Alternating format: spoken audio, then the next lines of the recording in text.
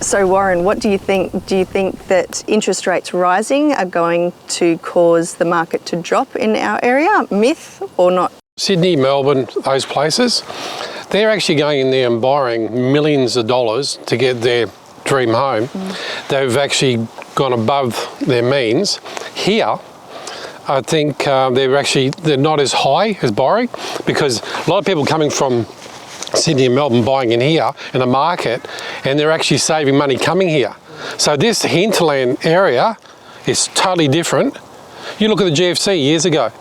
Everywhere in the GFC they were losing 40%, 30%. Karoi in the hinterland and Noosa Hinterland, we only dropped around about 15%. So we are protected, and people come here for lifestyle and quality of life, and that's what it's all about. Yeah, I'd agree with that. I'd say what we're seeing at the coalface is that we had big growth last year, so 2021. We had good growth the year before, 2020. The first quarter of 2022, we've seen in our office 16% growth. In Queensland, 3.2% growth. In the Noosa government area, it was 15% growth. Second quarter has been interesting. We've had around 1% growth, or just a bit over that, in our office. So we're seeing the growth stall, and the growth is levelling, but that's to be expected. We can't have the growth that we had forever. But will that drop? I mean, Sydney, they had a 7% drop in the first quarter of this year.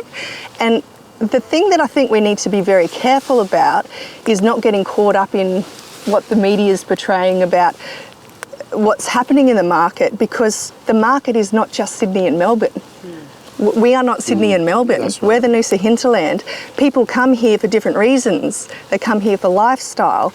And the other thing is, people have got the highest level of savings they've ever had, which can weather that storm if they are affected by rising interest rates. But historically, our buyers in the Noosa Hinterland are not leveraged as high and geared up as high. They come here, they buy, and they've still got money in the bank. So that protects them from rising interest rates.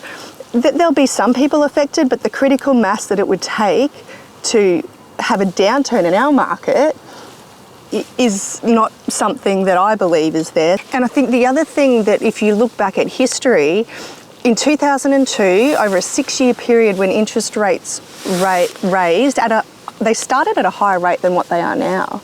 So they raised over 6 years, and in that period, over 100 cities in Australia doubled in price, in their value.